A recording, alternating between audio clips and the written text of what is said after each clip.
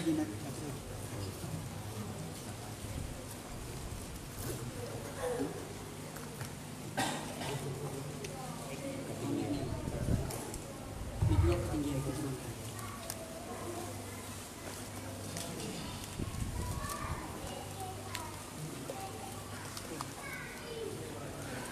iya.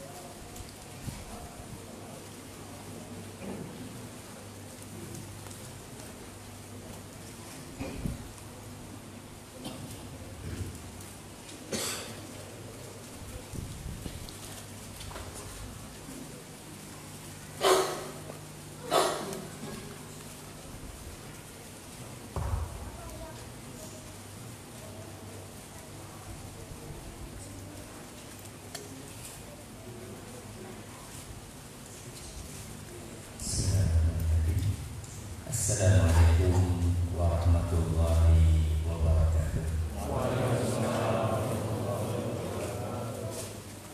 Alhamdulillahirabbil alamin. Wal 'aqibatu lil muttaqin wa la 'udwana illa 'alal zalimin.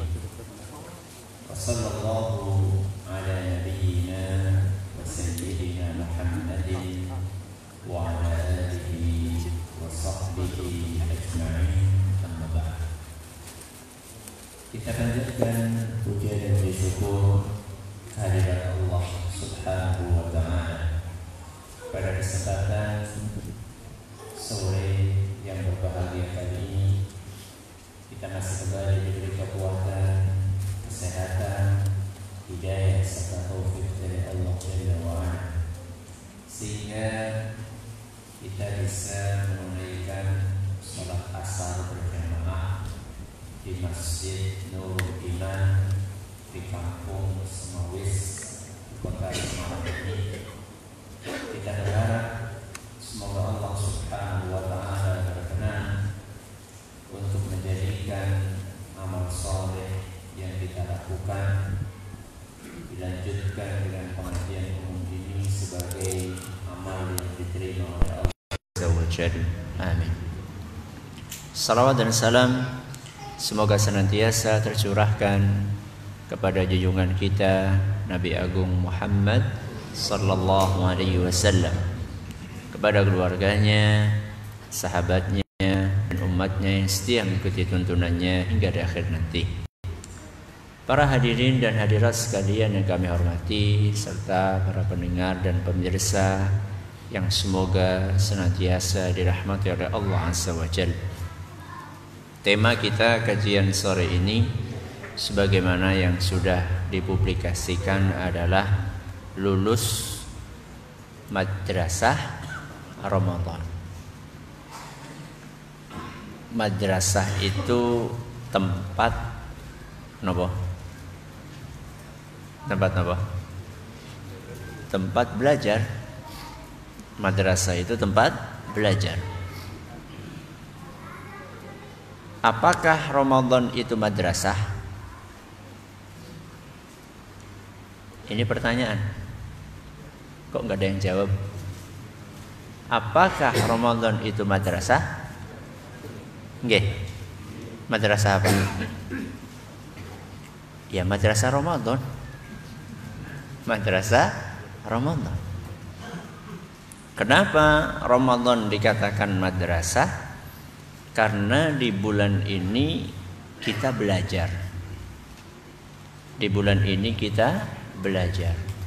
Bahkan di bulan itu kita bukan hanya belajar, tapi banyak belajar. Sebagaimana umumnya orang yang belajar di sebuah sekolah atau madrasah, ada kemungkinan lulus, ada kemungkinan tidak lulus. ada kemungkinan hair. Napa hair? Nunggak. Tidak naik. Yang menentukan orang lulus di sebuah madrasah, di sebuah sekolah, itu kan kepala sekolah, nggih. Kepala madrasah, berdasarkan masukan dari guru-guru, wali kelas, hasil nilai. Nah, kalau madrasah Ramadan ini yang menentukan lulus dan tidaknya sinten? Allah Subhanahu wa ta'ala. Lah tahunnya kita lulus pripun?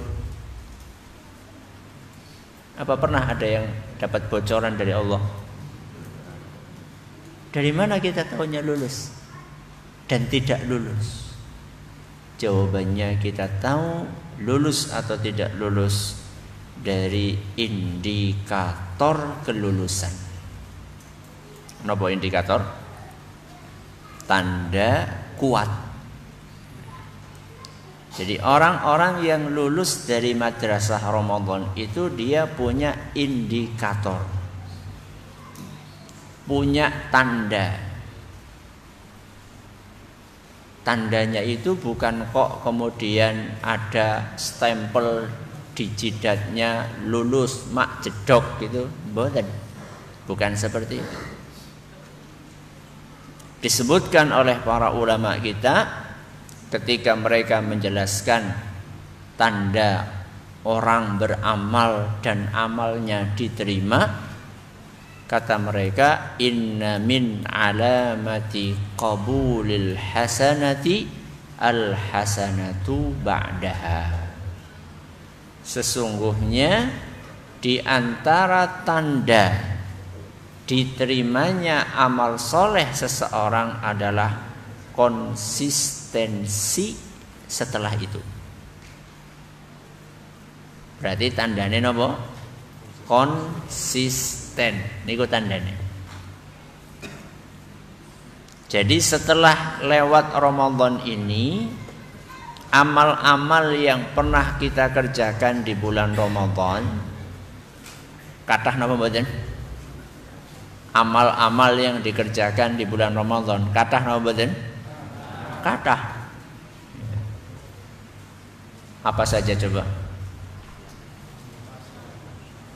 Puasa ya jelas puasa, Ramadan ora puasa. Puasa, terus sholat 5 waktu dulu tuh qiyamul lail. Sholat 5 waktu. Terus tarawih, qiyamul lail, napa malih? Sahur. Amal soleh atau bukan? Amal soleh. Buka. Itu juga amal soleh. Terus baca Quran, napa malih? I'tikaf, zakat, sedekah. Ibu-ibu nyiapaken sahur buat suami. Amal soleh bukan? Amal soleh. Ya. Adanya konsistensi dalam melanjutkan amal-amal soleh tadi. Bahkan bukan hanya sekedar konsisten. Kata para ulama kita, diantaranya Syekh Saleh Al-Fauzan, antakuna halul muslimi ba'dahu ahsan min halihi qabla Ramadan. Bahwa seorang muslim itu tanda diterima amalnya di bulan Ramadan, kondisinya setelah Ramadan lebih baik dibandingkan kondisinya sebelum Ramadan. Lebih baik apanya? Alhamdulillah Ustaz, saya lebih baik. Bajunya baru lebih baik. Motornya baru, cat rumahnya baru, istrinya lawas. Apakah lebih baik itunya? Ini kan harus diluruskan, harus dijelaskan lebih baik apanya. Jadi tandanya orang diterima amal solehnya di Ramadan itu lebih baik dibandingkan sebelum Ramadan. Apanya yang lebih baik? Para ulama kita menjelaskan lebih baik satu akidahnya,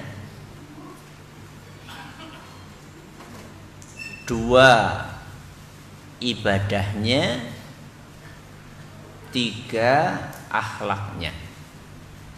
Pinten? Tiga. Nomor setunggal apa? Akidahnya. Nomor kali ibadahnya. Nomor tiga akhlaknya. Minimal ada perubahan dalam tiga ini. Mari kita awali dari poin yang pertama. Apanya yang lebih baik tadi? Akidahnya. Setelah lewat bulan Ramadan, akidah kita, keimanan kita, tauhid kita ini akan lebih baik lagi. Baiknya tauhid seseorang itu bukan hanya diukur, oh dia sudah hafal. Tauhid terbagi menjadi tiga. Oh dia sudah hafal di luar kepala klasifikasi tauhid menjadi rububiyah, terus nopo? Uluhiyah, asma dan sifat. Oh akidahnya tambah baik karena dia sudah hafal rukun iman ada pinten? 6. Apakah itu ukuran baiknya dan semakin kuatnya akidah seseorang? Sungguh menarik apa yang dibawakan oleh seorang ulama Islam, yaitu Syekh Muhammad bin Abdul Wahhab rahimahullah. Ketika beliau menulis kitab yang berjudul Kitabut Tauhid. Apa judulnya? Kitabut Tauhid. Kitab isinya menjelaskan tentang tauhid. Di dalam kitab ini beliau membagi kitabnya ini menjadi 66 bab. Pinten bab? 66 bab. Bab 1, bab 2, pembahasannya beda-beda. Bab 1 tentang anu, bab 2 tentang anu, bab 3. Dan terakhir di bab 66, bab terakhir ya, beliau membawakan bab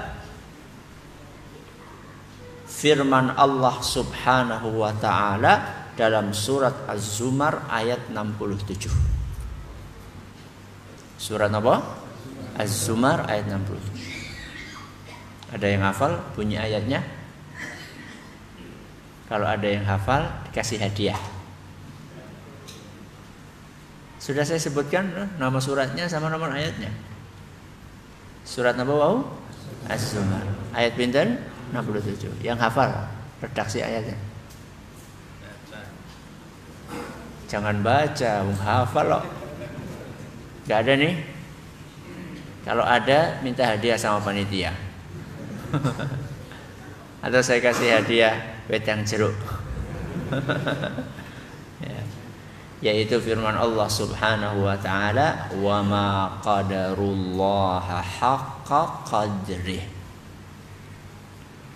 Orang-orang musyrik itu tidak mengagungkan Allah sebagaimana mestinya. Itu ayatnya. Orang-orang musyrik itu tidak mengagungkan Allah sebagaimana mestinya. Pembahasan isi kitab ini kan tentang tauhid. Tauhid itu kan kebalikannya syirik. Kalau orang-orang musyrik itu tidak mengagungkan Allah sebagaimana mestinya, maka kesimpulannya orang yang bertauhid adalah orang-orang yang mengagungkan Allah sebagaimana mestinya. Maka beliau ingin menjelaskan kepada kita, kalau betul-betul kamu itu tauhidnya sudah baik, maka kamu akan merasakan di dalam hatimu munculnya pengagungan kepada Allah.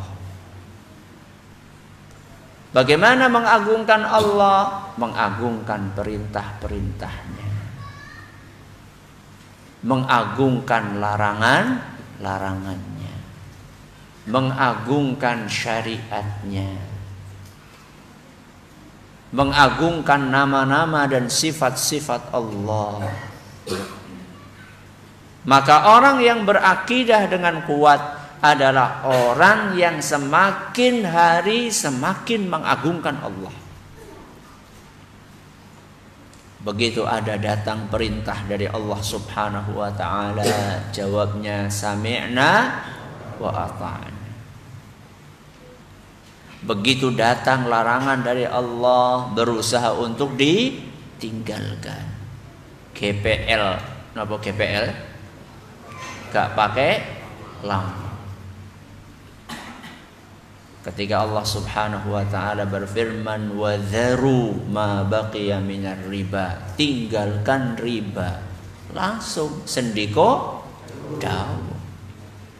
Bukan wah gimana nanti wong cicilan rumahku belum lunas kok. Cicilan rumah, cicilan mobil, cicilan apa malih? Apa?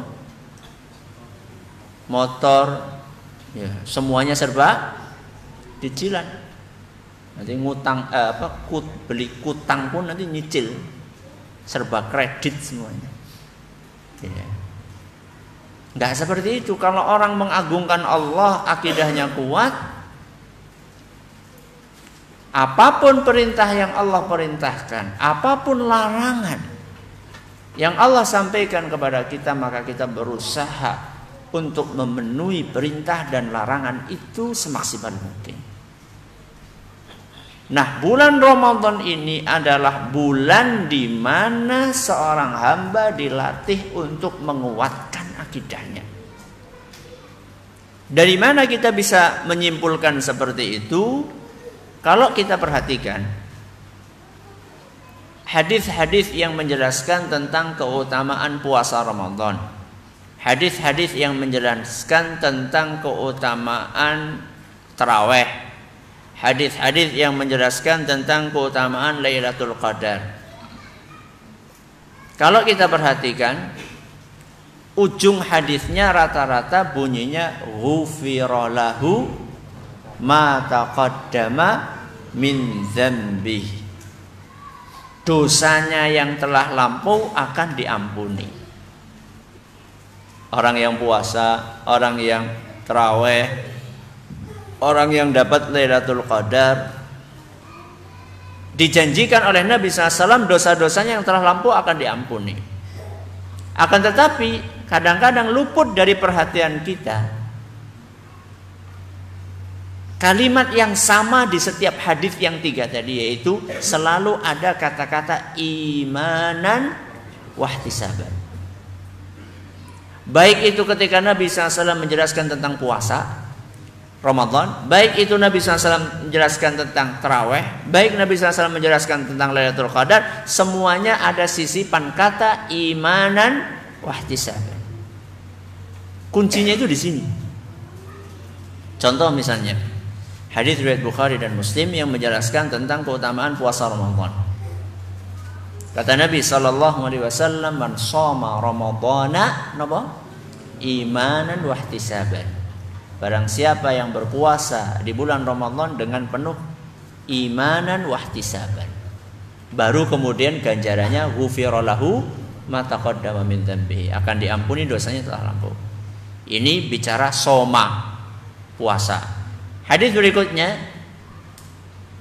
riwayat Bukhari dan Muslim juga, man qoma. Kalau tadi napa? Soma, yang ini koma. Koma niku mboten kancane semaput. Ya, koma di sini artinya adalah qiyamul lail. Di bulan Ramadan biasanya diistilahkan dengan apa? Tarawih. Man qama Ramadana, barang siapa yang qiyam di bulan Ramadan, barang siapa yang rutin bertarawih di bulan Ramadan, imanan wahtisaban. Idem toh? Sama. Terakhir hadis tentang Lailatul Qadar juga demikian. Man qama lailatul qadri imanan wahtisaban. Semuanya itu ada sisipan kata apa? Imanan wahtisaban. Seakan-akan kita ini sedang diingatkan oleh Nabi kita Muhammad sallallahu alaihi wasallam bahwa apapun amalan yang kamu kerjakan, maka harus motivasinya imanan wahtisaban. Imanan itu dengan penuh keimanan, wahtisaban itu karena tulus ikhlas menginginkan pahala dari Allah. Itulah intinya akidah. Jadi di bulan Ramadan ini kita ini digembleng akidah kita oleh Allah Subhanahu wa taala. Keimanan kita ini digembleng oleh Allah Subhanahu wa taala. Kita dilatih melakukan apapun ibadah, tujuannya imanan wahtisaban, mengharap pahala dari Allah. Sehingga ketergantungan kita ketika menjalankan ibadah sholat, ketika menjalankan taraweh, ketika menjalankan qiraatul Quran, ketika menjalankan birrul walidain, ketika menjalankan sedekah, seluruh aktivitas itu dorongannya adalah karena kita ingin mendapatkan ganjaran dari Allah Subhanahu wa taala. Ikhlas tulus mengharapkan ridho Allah Azza wa Jalla. Itulah intinya akidah. Makanya seharusnya begitu kita tamat Ramadan, imanan wahtisaban ini terus kita jaga. Baik dalam ibadah-ibadah yang sifatnya mahdhah maupun ibadah-ibadah yang sifatnya ghairu mahdhah. Ibadah mahdhah nggih contohnya napa? Salat, puasa niku mahdhah. Sing mboten mahdhah niku napa? Sing mboten mahdhah nggih contohnya panjenengan keluar rumah mencari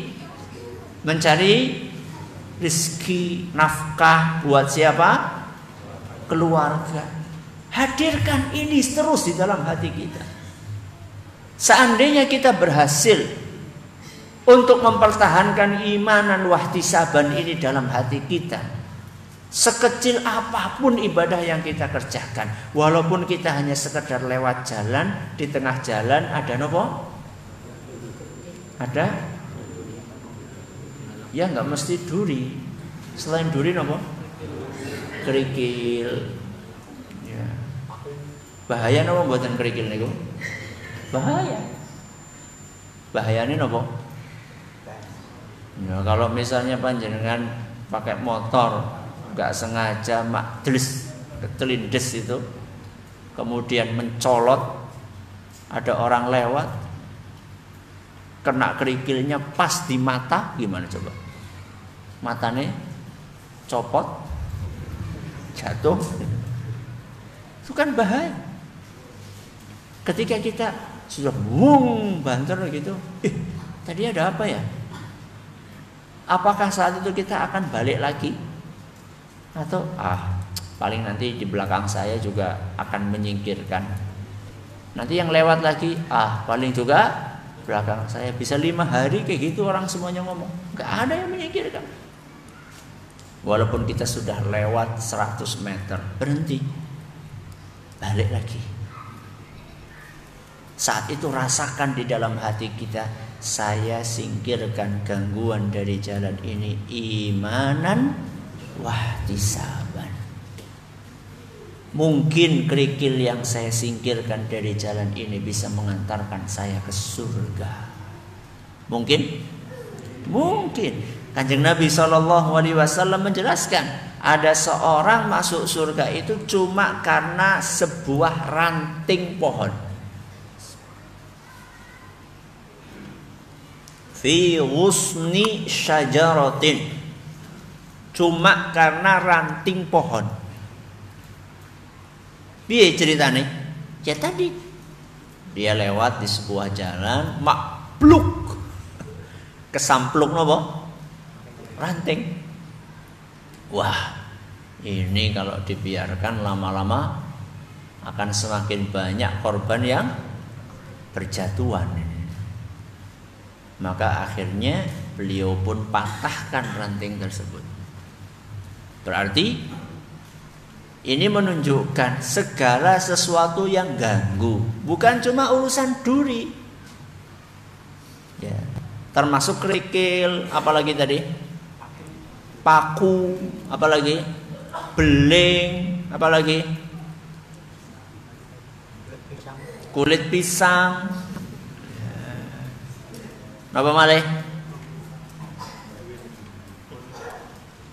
Polisi tidur termasuk nggak? Ganggu no mboten niku? Ganggu. Wonten Pak Polisi itu mriki. Tergantung. Bikin polisi tidurnya itu proporsional atau tidak. Kan ada sebagian orang bikin polisi tidur itu bisa mengakibatkan ibu hamil keguguran. Dhuwur. Mak jegluk. Polisi tidur ya sewajarnya saja. Ya, karena memang tujuannya adalah untuk keamanan kita semua. Jadi hal-hal yang mengganggu dari jalan kita singkirkan. Kenapa kita singkirkan? Imanan wahtisaban.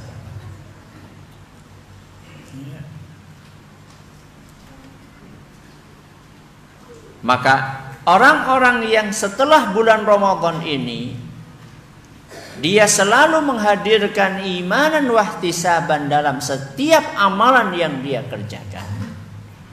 Mudah-mudahan itu pertanda bahwa di dalam hatinya itu ada perkembangan perbaikan dalam akidah, dan itu salah satu indikator kuat napa? Ramadannya diterima. Ustaz, ngomongin Ramadan saat ini tuh basi atau tidak, Ustaz? Basi atau tidak? Hah? Sudah expire atau belum? Belum. Masih Syawal ya? Kalau udah Dzulqa'dah basi enggak? Basi enggak? Enggak. Terus basinya kapan? Enggak ada basinya, Masya Allah. Ya iya, enggak ada basinya. Kata Al-Mu'alla Ibnu Fadl rahimahullah, para ulama kita dahulu itu 6 bulan sebelum Ramadan sudah siap-siap, 6 bulan setelah Ramadan masih terus mikirkan Ramadan. 6 bulan sebelum Ramadan sudah siap-siap donga, minta sama Allah supaya bisa ketemu Ramadan dan maksimal memanfaatkannya. 6 bulan berikutnya selalu berdoa kepada Allah, ingat terus ya Allah, mudah-mudahan amal solehku, qiyamul lailku, tarawehku, baca Quranku, puasaku, sholatku diterima ya Allah. 6 bulan berikutnya. Kita baru berapa bulan? Sekarang tanggal berapa Syawal tuh? Berapa? Baru 12 Syawal. Baru 12 Syawal. Belum ada apa-apanya. Jadi seandainya pembahasan tentang ini pun kita bikin nanti di bulan Muharram, itu enggak basi. Seandainya kita bikin di bulan Dzulhijjah juga enggak basi. Sofar juga enggak basi. Berarti kan kalau 6 bulan sebelumnya, 6 bulan sesudahnya, berarti kan setahun penuh mikirin apa? Ramadan. Coba siapa di antara kita setahun penuh mikirin Ramadan? Wonten? Angkat tangan. Gak ada yang angkat tangan. Takut riya. Ya Ustaz, iman dan wahtisaban Ustaz. Ini takut riya apa emang gak ada gitu kan? Ada 2 kemungkinan ini. Masya Allah. Jadi itulah para ulama kita mencontohkan kepada kita. Bandingkan dengan sebagian orang di zaman ini, jangankan sebelum Ramadan, ketika Ramadan aja yang dipikir bukan Ramadan. Ya. Kalau ulama kita Ramadan belum datang yang dipikir Ramadan. Kalau sebagian manusia di zaman ini sudah masuk Ramadan itu loh nggak mikir Ramadan, apalagi sebelum Ramadan atau sesudah Ramadan, bablas. Gak mikirkan bablas. Ya. Maka ini poin yang pertama. Semakin baik nopo? Akidahnya. Saya pernah mengupas tentang pembahasan masalah akidah, perbaikan akidah di bulan Ramadan ini dalam sebuah kajian judulnya Mengasah Hati di Bulan Suci. Kenapa? Mengasah hati di bulan suci. Kenapa kok hati? Karena sumbernya akidah itu ada di dalam hati. Jadi banyak ibadah-ibadah hati yang digarap di bulan Ramadan. Ada ikhlas, ada muraqabah, ada sabar. Ini semuanya ibadah-ibadah apa? Hati. Nanti kalau pengen lebih luas lagi tentang akidah ini di bulan Ramadan, pembahasan akidah di bulan Ramadan, silakan jenengan cari saja videonya atau audionya, masukkan saja judul nopo Mengasah Hati di Bulan Suci. Di situ saya lebih luas lagi untuk membahas tentang masalah ini. Ini poin yang pertama, lebih baik nopo akidahnya. Yang kedua,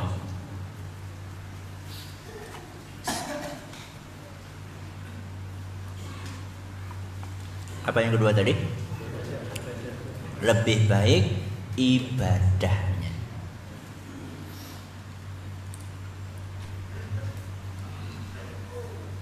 Iman itu salah satu ciri khasnya naik dan turun. Kadang naik, kadang turun. Panjenengan merasakan itu atau tidak? Merasakan apa betul? Merasakan naiknya atau turunnya? Ya naik turun Ustaz, cuman lebih sering.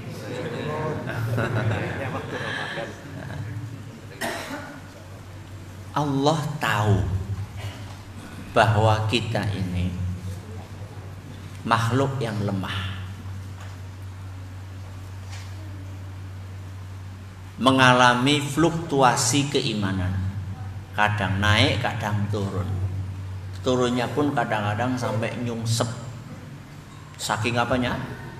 Saking turunnya. Allah tahu itu. Dan Allah dengan kasih sayangnya, dengan kemurahannya, Allah subhanahu wa ta'ala bantu kita. Allah subhanahu wa ta'ala kasih fasilitas kepada kita yang bisa digunakan untuk mengupgrade keimanan yang sedang ngedrop tadi itu. Bagaimana caranya? Banyak caranya. Salah satunya adalah dengan mengaruniakan kepada kita musim-musim istimewa.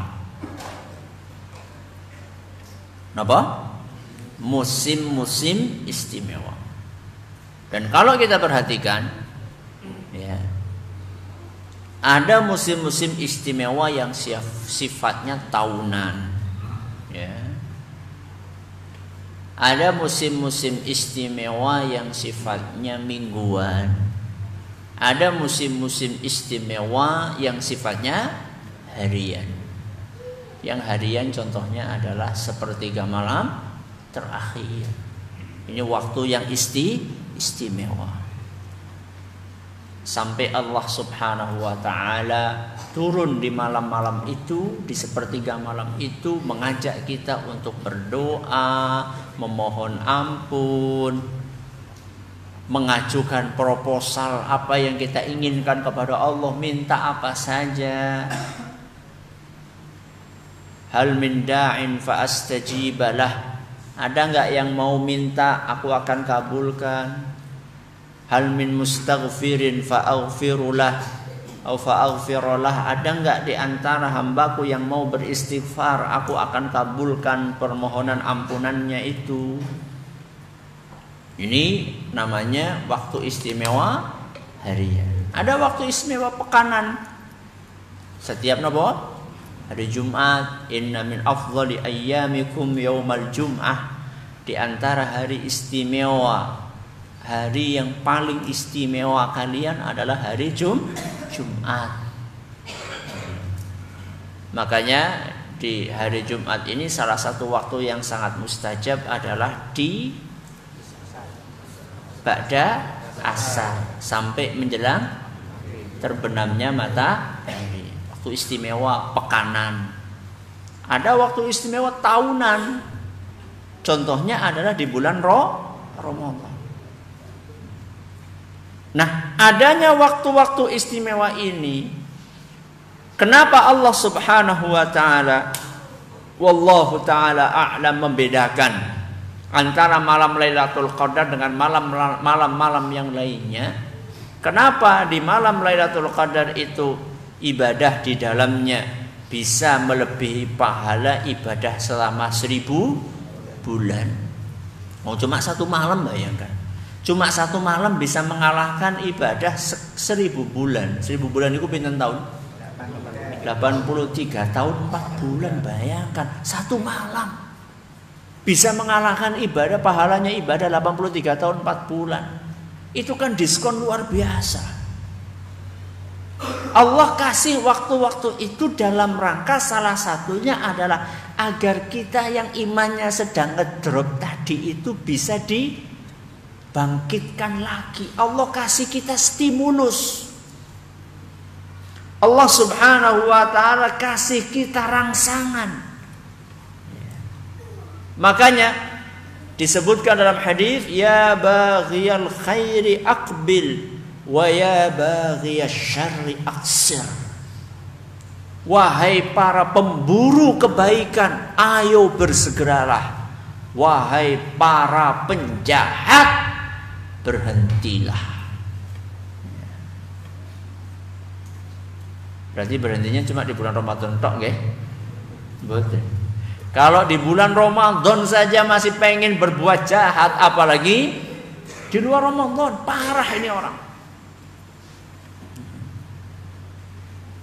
Oh, katanya setan sudah dibelenggu kok Ustaz. Kata kok masih ada sandal pada hilang Ustaz. Ya. Bahkan itu waktu favorit buat mereka yang nyari sandal. Apalagi menjelang Idul Fitri.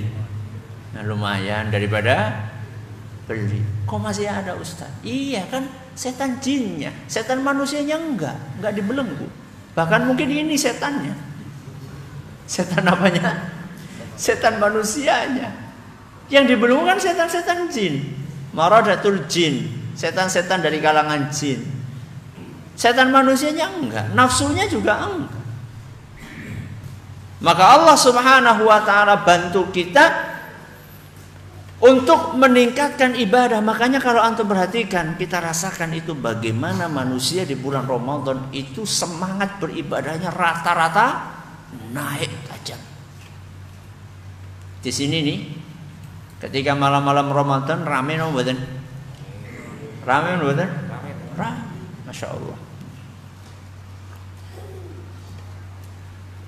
Dan itu rata-rata di setiap masjid-masjid itu rame. Bahkan kalau sudah masuk malam-malam Ramadan itu sampai ada sebagian masjid itu bikin teratak. Apa teratak? Apa? Tenda depan. Karena masjidnya sudah tidak muat lagi. Ya walaupun cuma beberapa hari gitu kan. Tapi kan ada apa namanya? Ada perubahan, ada semangat. Bukan cuma masalah tarawihnya, pengajian itu loh. Kalau habis subuh kita dengerin sahut menyahut ada kuliah subuh. Padahal di luar Ramadan jarang kuliah subuh itu. Yang subuhan aja jarang, apalagi kuliah subuh. Kuliah subuh buat siapa? Oh, yang subuhan jarang. Pada nyari jilbab, ya. Keluar rumah pada pakai jilbab. Artis-artis pun juga pakai jilbab. Lagu-lagunya diganti lagu-lagu religi. Nanti kalau sudah balik kembali lagi dangdutan. Artinya apa? Artinya fasilitas yang Allah berikan berupa musim istimewa ini bisa kita rasakan. efeknya di masyarakat yang kita lihat selama ini. Taklim semakin banyak, ya. Masjid semakin ramai, pakaian dijaga. Walaupun kadang-kadang tidak sedikit di antara mereka yang cuma sekedar menyesuaikan saja, wah, momennya Ramadan. Nanti kalau sudah lewat Ramadan sudah. Ya. Nah, adanya peningkatan ibadah ini akan dianggap sukses seandainya setelah Ramadan ibadah-ibadah itu konsisten kita jalankan. Menarik untuk kita perhatikan jamaah. Kenapa ada puasa 6 hari di bulan Syawal? Kenapa ada puasa 6 hari di bulan Syawal? Syekh bin Shalih Al-Utsaimin rahimahullah, beliau menjelaskan bahwa puasa itu punya qobliyah dan ba'diyah.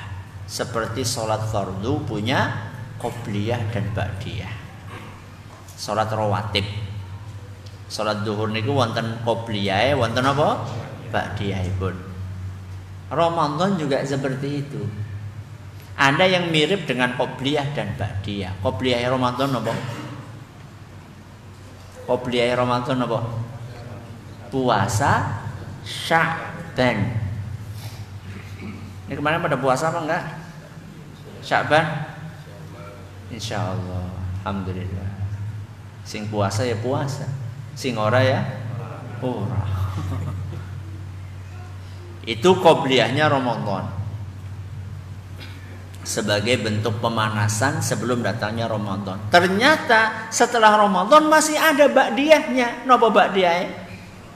Puasa 6 hari di bulan Syawal. Dan subhanallah, Allah kasih puasa 6 hari itu di bulan Syawal, belum lama. Mungkin kalau dikasih di bulan Muharram misalnya, atau dikasih di bulan Safar misalnya, mungkin sudah wow, lemes.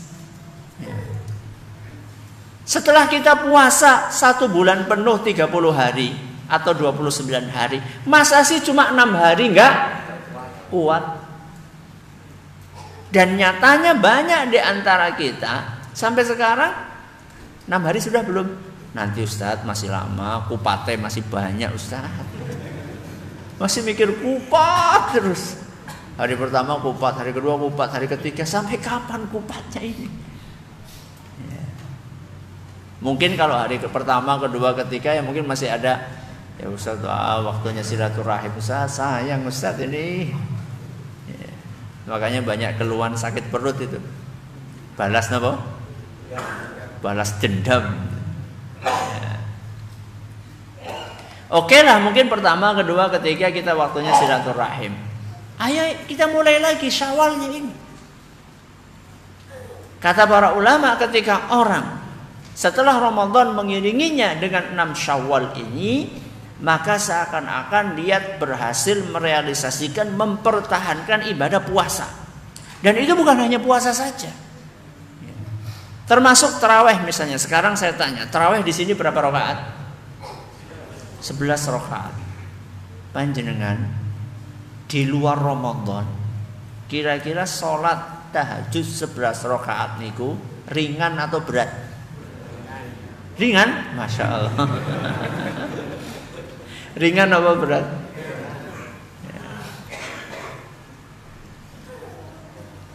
Padahal di bulan Ramadan 11 rakaat tarawih ringan apa berat? Ringan. Saya kira semuanya sepakat mengatakan ringan. Apalagi kalau sudah lewat seminggu pertama. Mungkin hari pertama masih apa? Aduh, setelah selesai tarawih itu semuanya pada pijet-pijet apa? Kaki, ya Allah, capek. Tapi sudah hari kedua, ketiga, keempat sudah biasa. Kenapa yang 11 ini begitu selesai Ramadan, gak usah selesai, gak usah sekarang lah, malam 1 Syawal, ya sudah nggak ada lagi. Ya memang nggak ada tarawih, tapi kan tahajud ada. Kenapa yang 11 ini begitu malam 1 Syawal terus langsung hilang belas?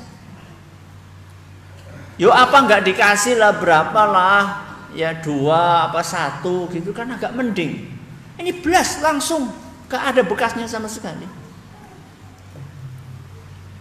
Termasuk juga rata-rata dari kita, kalau di bulan Ramadan bangun jam berapa? Bangun pagi jam berapa? Jam 3. Pol maksimal limit itu jam berapa? 3:30. Di sini jam berapa atau kemarin ininya subuhannya? 4:30. Ya limit ya bukan jam 3:30 lah. Ya jam 4. Ya, malah ada yang jam 4:15 gitu ya. Tapi kan bangun sebelum azan berkumandang, betul? Kenapa begitu masuk bulan Syawal kita nggak bisa bangun seperti itu? Kayak mesin. Begitu malam 1 Syawal disetting bangunnya jam 4:30.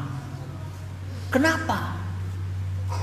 Kenapa kita bisa bangun selama bulan Ramadan jam 4, jam 3:30, bahkan jam 3? Bahkan ketika 10 hari terakhir bangunnya jam 1, jam 2. Bahkan ada yang tidak tidur. Kenapa setelah masuk bulan Syawal ini kita kembali kepada semula, bangunnya itu adalah jam 4:30, bahkan kadang-kadang komat pun baru bangun. Ini ada apa? Maka salah satu tanda lulusnya kita di madrasah Ramadan ini, ibadah yang biasa kita lakukan di bulan Ramadan selalu kita lanjutkan. Dan ini butuh perjuangan. Seorang ulama pernah ditanya sama seorang muridnya, "Wahai imam, apa pendapatmu tentang orang yang ketika bulan Ramadan rajin sekali untuk beribadah, begitu lewat Ramadan ibadah-ibadah itu juga ikut lewat?" Apa kata beliau? Bi'sal qaum. Mereka itu manusia-manusia paling buruk. Na'udzubillah min dzalik. Kenapa kok ulama tadi mengatakan orang-orang yang ibadahnya cuma di bulan Ramadan itu manusia yang paling buruk? Kata beliau, la ya'rifunallaha illa fi Ramadan. Mereka adalah jenis-jenis manusia yang tidak kenal Allah kecuali di bulan Ramadan. Tidak ingat Allah kecuali di bulan Ramadan. Bi'sal qaum, manusia yang paling buruk. Bukankah Tuhannya Syawal itu sama dengan Tuhannya Ramadan? Sama Ramadan? Sama. Tuhannya bulan Safar itu sama dengan Tuhannya Ramadan. Tuhannya bulan Rabiul Awal itu sama dengan Tuhannya Ramadan. Kenapa kita beda-bedakan? Begitu masuk Syawal, ibadahnya langsung kita lupakan. Apakah kita hanya ingat Allah di bulan Ramadan? Saya tanya, Allah ingat kita di bulan Ramadan atau di luar Ramadan juga ingat sama kita? Di seluruh bulan Allah ingat sama kita. Buktinya apa? Buktinya di bulan Ramadan kita bisa ngelihat, di bulan Syawal kita bisa ngelihat matanya ini.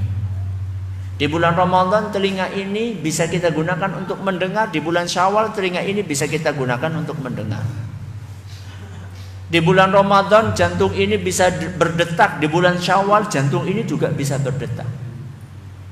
Di bulan Ramadan pembuluh darah ini bisa mengalir. Di bulan Syawal pembuluh darah ini juga bisa mengalir. Ini yang mengalirkan ini siapa? Yang membuat jantung kita berdetak siapa? Yang membuat mata kita bisa melihat siapa? Yang membuat telinga kita bisa mendengar siapa? Seandainya Allah Subhanahu wa ta'ala menyetop anggota-anggota tubuh tadi, sebagaimana kita menyetop ibadah kita, ketika kita masuk di bulan Syawal, apa yang terjadi? The end. Tamat kita. Apa harus seperti itu? Beribadah apa nunggu stroke baru kemudian sadar? Subhanallah. Maka wajar seandainya ulama tadi mengatakan bi'sal qaum, Mereka adalah manusia yang paling buruk, tidak ingat Allah kecuali di bulan Ramadan. Maka ayo jamaah sekalian, mumpung ini masih tanggal berapa? 12 Syawal. Coba sekarang kita inventarisir ibadah-ibadah apa yang biasa kita kerjakan di bulan Ramadan yang sekarang luntur itu apa? Coba kita tulis apa ya? Taraweh, ya jelas taraweh itu jangan kemudian besok bikin taraweh di bulan Syawal. Taraweh itu ya maksudnya qiyamul lail. Oh ya, qiyamul lail berarti kan bisa diganti dengan apa? Salat tahajud, puasa Ramadan bisa kita iringi dengan puasa-puasa apa? Sunnah, Syawal dulu, nanti Senin Kemis. Terus ibadah apa lagi ya? Bismillah. Qiraatul Quran, baca Quran. Ya kalau memang kita nggak bisa sehari 1 juz, ya minimal sehari setengah juz. Ya. Ini kenapa ini?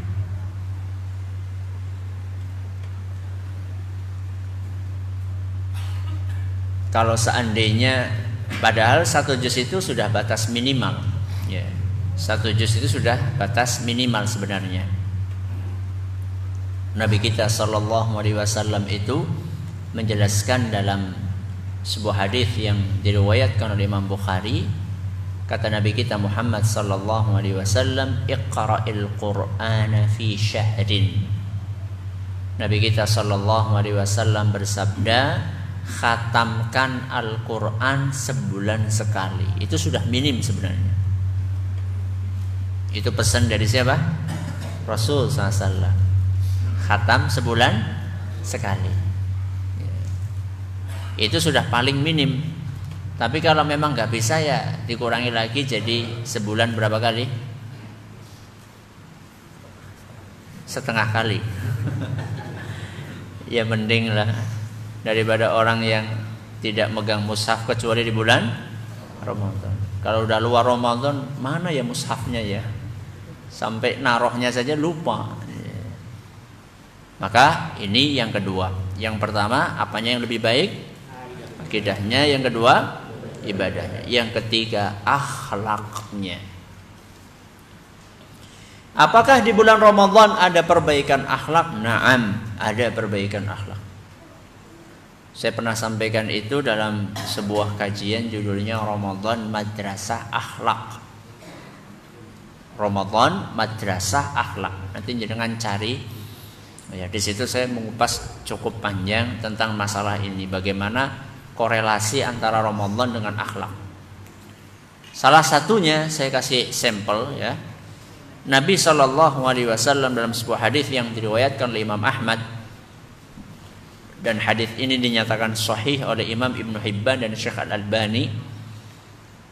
Nabi sallallahu alaihi wasallam mengatakan Ramadan itu sebagai syahrus sabri. Apa artinya syahrus sabri? Bulan kesabaran.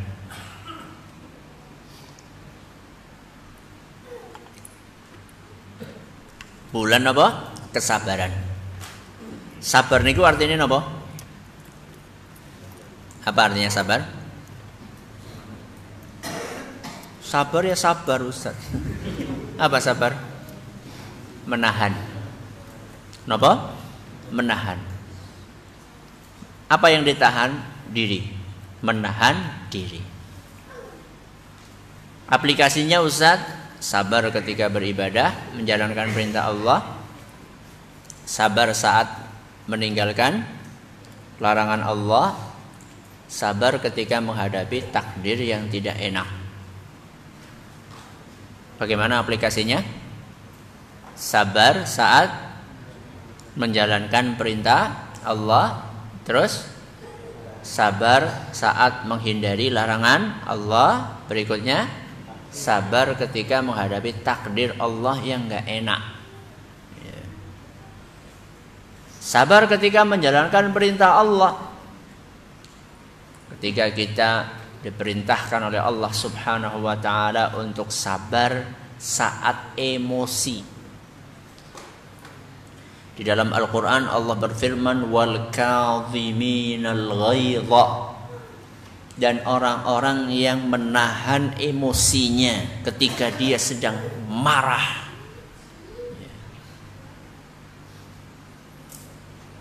Dan ini diajarkan oleh Nabi SAW untuk kita aplikasikan saat kita sedang puasa.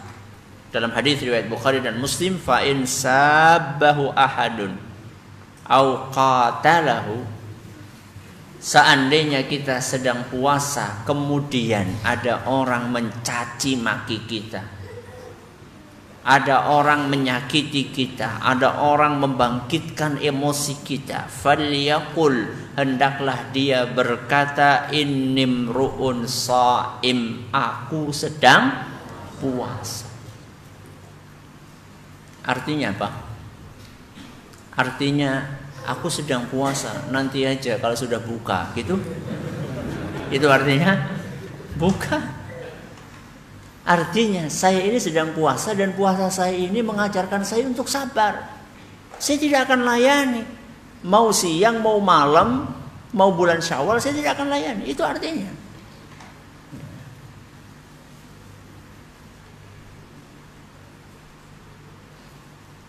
Termasuk ketika kita menghadapi perilaku istri kita atau anak-anak kita. Mereka adalah manusia-manusia yang paling berhak untuk mendapatkan kesabaran kita. Maka orang yang lulus dari madrasah Ramadan adalah orang-orang yang semakin sabar menghadapi kesalahan istri dan suaminya, termasuk menghadapi kesalahan anak-anak. Jadi bapak-bapak kalau jenengan pengen tahu lulus Ramadan atau tidak, coba sama istri tambah sabar apa enggak. Nabi SAW pernah ditanya sama seorang sahabatnya, ya Rasulullah, kam na'fu an khadim. Wahai Rasul, kita ini disuruh untuk memaafkan pembantu itu berapa kali sih? Nabi SAW begitu ditanya seperti itu, beliau memalingkan mukanya, nggak menjawab. Orang itu datang lagi di sampingnya. Rasul, kita ini berapa kali suruh memaafkan pembantu? Nabi memalingkan lagi, datang lagi dari sini. Ya. Baru kemudian setelah 3 kali pertanyaan itu diulang, Nabi menjawab, u'fu anhu fi kulli yaumin 70 marrah. Maafkan pembantumu 70 kali setiap hari. Pinten? 70 kali setiap hari. Sebelum kita jelaskan 70 kali ini, pertanyaannya, kenapa saat orang ini bertanya kepada Nabi pertama, kedua, Nabi tidak menjawab, bahkan memalingkan mukanya? Kenapa? Kenapa? Nunggu? Belum dapat wahyu? Kata sebagian ulama, Nabi tidak suka ditanya berapa kali ngasih maaf. Ngasih maaf itu nggak boleh dihitung. Sehingga ketika ditanya berapa kali, Nabi malingkan mukanya, nggak suka. Kalau kasih maaf itu jangan dihitung itu. Jadi jangan kemudian kita dengan hadis 70 ini, kemudian ini sudah 71 loh.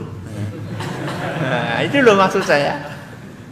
Jadi angka 70 itu sekedar untuk menggambarkan jumlah yang banyak, bukan 71 kemudian sudah lewat, bukan. Berarti kan dari sini keliru kan orang yang mengatakan ini saya sudah sabar 3 kali loh. 3 kali, nggak ada apa-apanya 70 kali. Yang jadi pertanyaan saya sebelum pertanyaan ini, coba jenengan kira-kira sabar nggak pembantu melakukan kesalahan 70 kali? Kira-kira jenengan maafkan atau jenengan pulangkan? Ustaz, piring habis Ustaz nanti. Satu, pagi mecahin piring, duha mecahin mangkok. Ya, nanti menjelang zuhur mencahin gelas, ba'da zuhur mencahin keramik dari Tiongkok. Kira-kira masih dimaafkan? 70 kali ya Mak. Pertanyaannya, sekarang saya tanya ya. Seandainya pembantu layak mendapatkan maaf kita sehari 70 kali, bukankah istri kita, bukankah anak-anak kita lebih layak untuk mendapatkan maaf tersebut? Nggih napa mboten? Pembantu yang bukan apa-apanya kita, tidak ada ikatan pernikahan dengan kita, saja berhak mendapatkan 70 kali maaf kita. Kenapa kita tidak bisa memaafkan pasangan kita? Maka di bulan Ramadan kita diajari untuk melatih kesabaran kita, akhlak kita.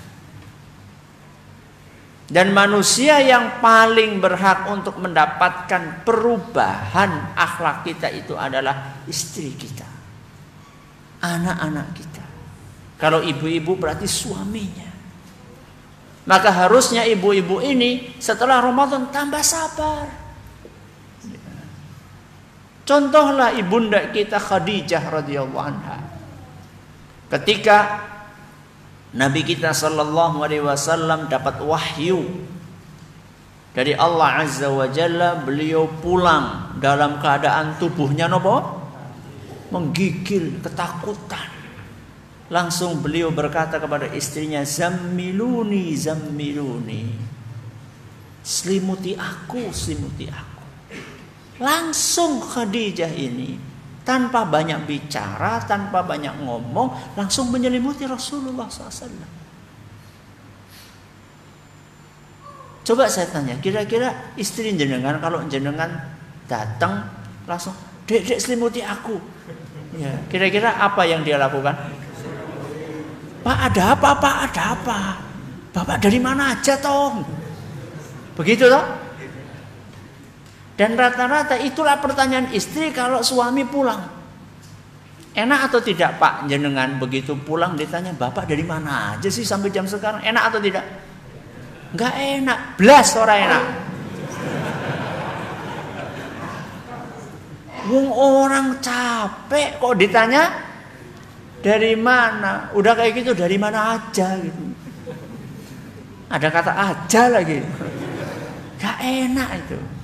Yang sabar, sebagaimana jenengan suami sabar menghadapi nopo? Istri, istri juga sabar menghadapi suami.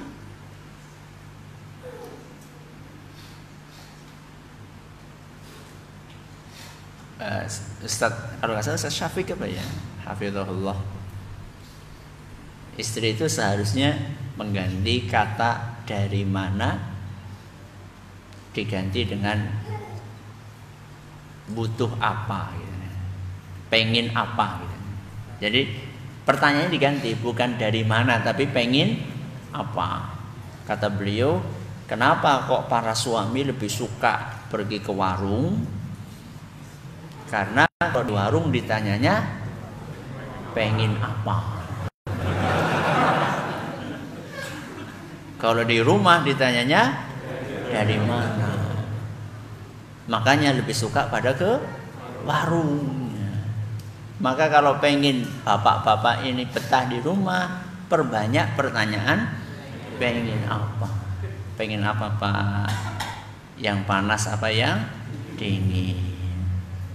Jahe atau es jeruk gitu. Ini kan jadi betah ya. Tapi jenengan bapak-bapak kasih duit. Enggak ngasih duit pengen. Jadi ini contoh aplikasi kesabaran ya. Maka inilah 3 tinjauan perbaikan kita setelah Ramadan. Ketika 3 ini terpenuhi, mudah-mudahan itu ada tanda kesempurnaan kelulusan. Tapi seandainya semakin berkurang, maka peluang kelulusan itu pun juga semakin kecil. Kita nggak berani memastikan saya pasti lulus, ini pasti gagal, kita nggak berani. Itu cuma apa namanya? Indikator saja. Itu cuma tanda saja. Yang tahu persis kita lulus apa enggak itu adalah Allah Subhanahu wa ta'ala. Coba kita ulangi apa yang pertama tadi?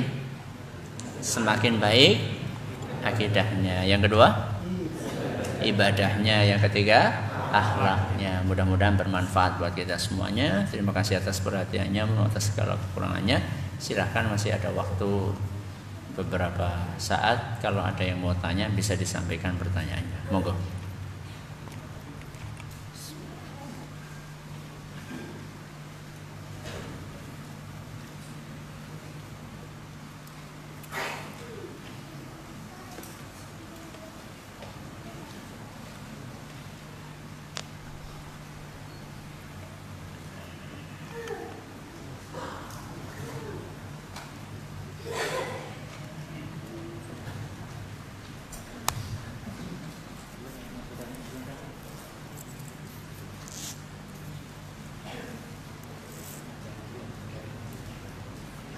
Kalau tidak ada, alhamdulillah.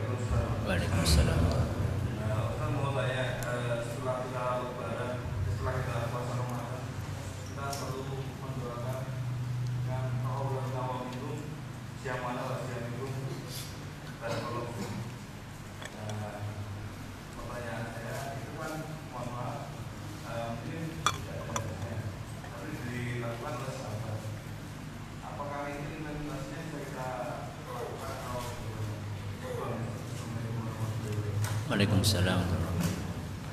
Para ulama kita menjelaskan boleh kita implementasikan, kita praktekkan, tidak apa-apa. Ya. Karena itu kebiasaan yang baik. Justru inilah ucapan selamat yang bukan sekedar ucapan selamat, tapi ucapan selamat yang ada unsur doanya. Kemudian kalimat yang diucapkan oleh sahabat tadi umum redaksinya. Tadi ada tambahan dari antum. Redaksinya umum, taqabbalallahu minna wa minkum, gitu. Baik di situ. Setahu kami tidak ada tambahan siyamana siyakum qiyamana wa qiyamakum. Walaupun kalau ditambah pun insyaallah tidak mengapa. Itu adalah termasuk dalam ranah semacam mendekati muamalah. Ya, mendekati apa? Muamalah. Kalau ranah muamalah ini lebih fleksibel. Tapi kalau seandainya kita mempraktekkan ungkapannya para sahabat taqabbalallahu minna wa minkum, itu lebih baik. Kenapa? Karena cakupannya lebih luas. Kalau siyamana wa siyamakum qiyamana wa qiyamakum itu seakan-akan terbatas doa itu hanya dalam masalah apa? Siyam dan qiyam. Tapi kalau taqabbalallahu minna wa minkum ini kan sifatnya umum, seluruh ibadah kita, puasanya, sholatnya, sedekahnya, baca Qur'annya, i'tikafnya, doanya, itu kita mintakan kepada Allah supaya diterima semua. Tidak masalah. Para ulama kita mengatakan tidak apa-apa. Bahkan itu lebih baik daripada ungkapan-ungkapan yang biasa umum di masyarakat. Ya. Jadi tidak masalah insyaallah. Oke, ada yang lain monggo? Ya, silakan. Assalamualaikum warahmatullahi wabarakatuh. Waalaikumsalam warahmatullahi wabarakatuh. Seperti kita ketahui setelah Ramadan ataupun setelah Syawal, di mana-mana banyak sekali acara-acara seperti halal bihalal atau apakah itu sebagai bagian muamalah atau seperti apa ya seperti itu, hingga misalnya per RT per RW ataupun berlingkup yang lainnya seperti itu. Ya. Pertama, istilah halal bihalal itu istilah Indonesia. Istilah orang Indonesia. Kalau kita cari dalam kebiasaan orang Arab pun istilah itu setahu kami tidak ada. Setahu kami itu istilah yang dibikin oleh orang Indonesia, halal bi halal. Halal itu ya kira-kira halal ya halal, halal yang nggak haram. Mungkin intinya adalah saling memaafkan, itu kan intinya. Berarti kan yang jadi pertanyaan, apakah memang dianjurkan saling memaafkan di bulan Syawal? Jawabannya saling memaafkan itu bukan terbatas di bulan Syawal. Bahkan Nabi SAW pernah berpesan dalam sebuah hadis yang sahih, "Man kana lahu madlamatun li akhihi min 'irdin aw syai'in falyatahallal minhu al-yawm." Atau kama qala sallallahu. Barang siapa yang memiliki salah kepada saudaranya, entah itu dalam bentuk pernah ngerasani atau mungkin pernah ngambil hartanya, maka hendaklah dia minta dihalalkan saat ini. Berarti tidak nunggu nopo Syawal. Siapa yang jamin kalau sampai Syawal masih hidup? Enggak. Ya. Jadi setahu kami itu tidak ada atau tidak memiliki argumen yang kuat atau landasan yang kuat untuk mengkhususkan bulan Syawal dengan maafan. Kalau sekedar kumpul ya untuk tausiah, mudah-mudahan tidak mengapa, sebagaimana kumpul tausiah di bulan Safar, di bulan Muharram, di bulan yang lainnya. Ya, di bulan Sya'ban, di bulan Ramadan. Ya. Jadi pengajian sebagaimana biasanya tidak ada masalah. Tanpa dikasih embel-embel tadi. Wallahu a'lam bishawab. Yang lain monggo. Nggih.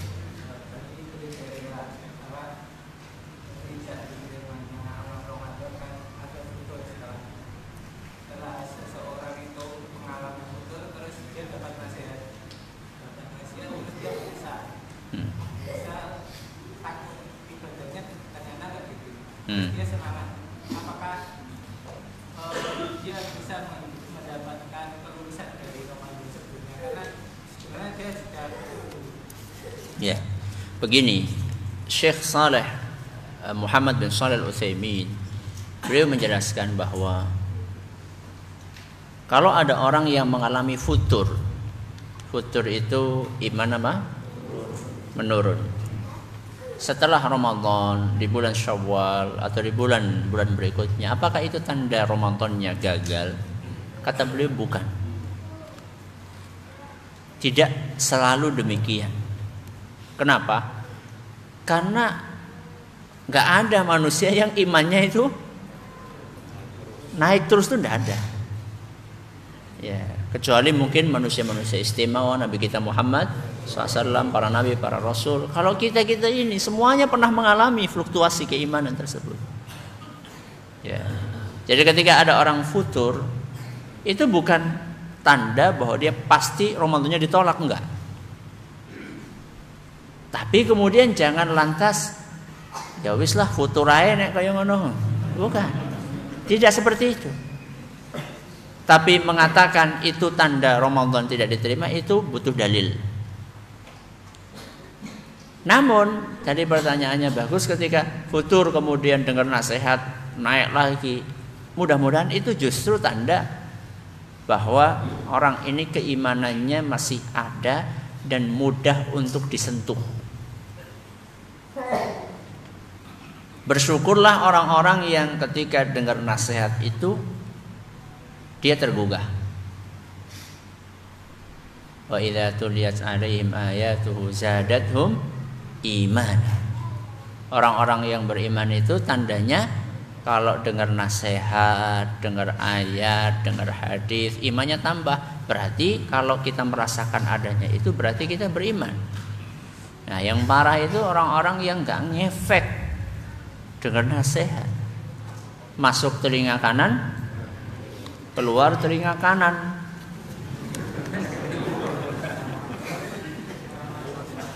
Kalau masuk telinga kanan, keluar telinga kiri masih mending. Ada masuknya kemana? Ke kepala. Mungkin ada yang nyantol sedikit. Ini enggak masuk telinga. Belum sempat masuk sudah keluar, mental. Nah, ini yang harus diwaspadai. Ya.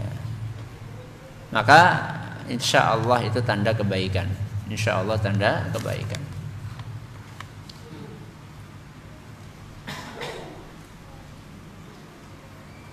Saya berdoa kepada Allah agar orang tua bisa menerima dakwah sunnah. Jika sudah sharing sama orang tua, tapi orang tua belum bisa meninggalkan hal-hal yang seharusnya ditinggalkan, mohon doa dan cara mengenalkan sunnah dengan baik. Anda sudah bagus mendoakan orang tua, itu bagus sekali. Selanjutnya, kalau kita pengen dakwah dengan orang tua, pertama kita harus paham bahwa siapapun, bukan hanya orang tua,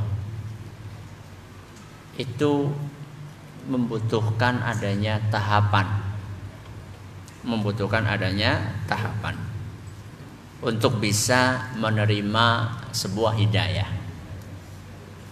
Saya tanya, Rasulullah SAW diangkat menjadi nabi usianya berapa?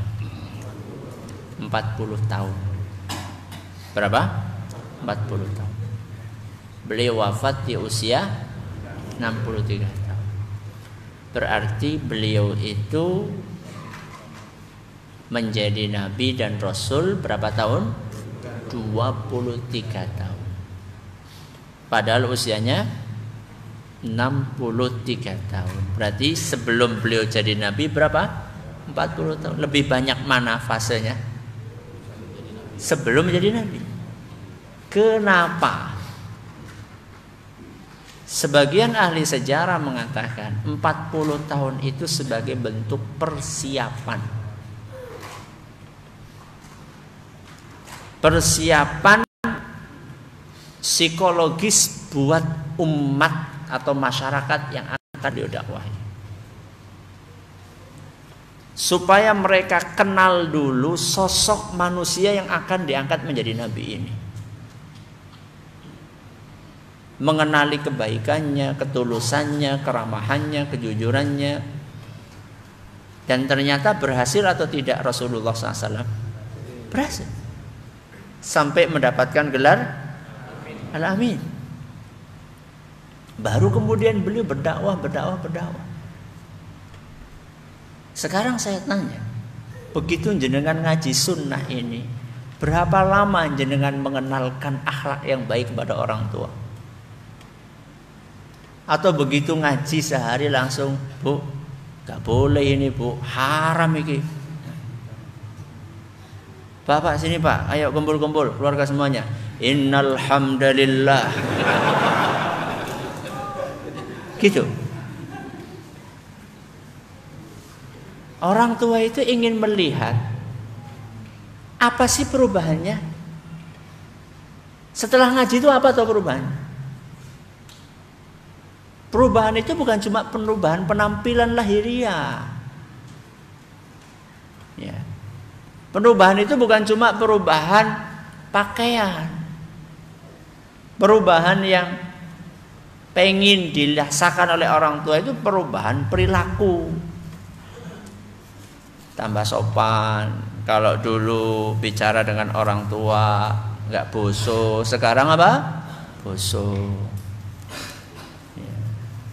Dulu bicaranya ngoko, sekarang kromo, bahkan kromo tinggi. Itu yang diinginkan sama orang tua. Kalau dulu Dipanggil orang tua lama gak jawab-jawab. Kalau sekarang begitu dipanggil, nggih, langsung datang. Kalau dulu kalau disuruh orang tua sulitnya minta ampun. Sekarang begitu disuruh orang tua, nggih Bu, apa? Langsung berangkat. Kalau orang tua bicara kita mendengarkan dengan baik, ya. Ada rizki kita berikan kepada orang tua kita. Makanya Rasulullah SAW itu pernah melakukan pendekatan kepada orang yang ingin beliau dakwahi dan dikasih berapa? Dalam hadis riwayat Muslim pinten? 100 ekor onta. Pinten? 100 ekor onta.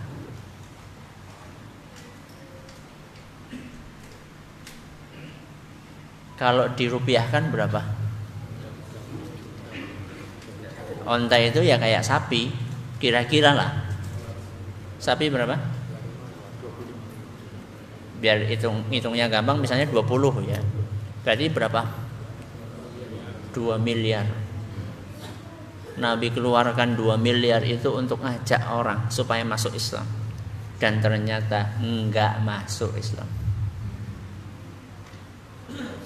Putus asa? Enggak. Ditambah lagi sama Nabi 100 lagi. Pinten berarti? 4 miliar. Belum mau masuk Islam. Bayangkan. Ditambah lagi sama Nabi 100 lagi. Pinten? 6 miliar baru masuk Islam. Dikasih pertama kali belum bergeming. Belum mau untuk pindah. Kasih lagi belum mau, kasih lagi. Lama-lama luluh. Loh sekarang kita itu loh setelah ngaji sunnah, apakah kita semakin peduli kasih uang sama orang tua kita? Atau justru malah semakin pelit? Ustaz, saya kan buat sedekah Ustaz. Loh, ngasih orang tua itu lebih besar pahalanya dibandingkan kita sedekah di luar sana. Ulama kita mengatakan wajib bagi anak untuk menafkahi orang tuanya. Apalagi ketika orang tua itu sudah lanjut usia, sudah uzur, sudah nggak bisa kerja, wajib bagi anak untuk kasih kepada orang tua. Kalau nggak dikasih berarti dosa. Lah ini mana prakteknya? Ini sunnah Nabi SAW. Jadi jangan membonsai pemahaman tentang sunnah. Seakan-akan sunnah itu hanya sekedar penampilan saja. Jangan dibonsai. Pahami sunnah ini dengan sempurna. Secara utuh, secara holistik. Sunnah itu mencakup akidah, sunnah itu mencakup ibadah, sunnah itu mencakup akhlak. Kira-kira kalau misalnya jenengan setelah ngaji sunnah itu semakin dermawan sama orang tua, gaji kita kasihkan sama orang tua. Ini kalau belum nikah ya. Kalau sudah nikah ya dibagi-bagi. Rutin kita kasih sama orang tua. Kita semakin sayang, semakin ramah sama orang tua kita. Pertanyaannya, kira-kira orang tua kita ini akan anti dengan ngaji kita atau akan tanya, nak kamu itu ngajinya di mana toh? Kamu setelah ngaji ini kok tambah baik, tambah ini. Mbok yau bapak ibu ini diajak. Insya Allah akan seperti itu. Tapi kalau misalnya kita pulang-pulang langsung bras, ya, tabrak sana, tabrak sini. Yo mana mau orang tua kita ngikuti pengajian kita. Kamu ngaji apa toh nak? Mau dijadikan teroris apa di sana? Nanti bentar lagi kamu ngebom nanti nak. Insya Allah pertanyaan ini, insya Allah biidznillah tidak akan muncul ketika kita dermawan sama orang tua kita. Ketika kita semakin ramah, semakin santun, semakin halus, semakin ngajeni, semakin menjaga toto kromo kita sama orang tua kita. Insya Allah pertanyaan-pertanyaan itu tidak akan muncul. Dan itu butuh waktu jamaah ya kan. Ya.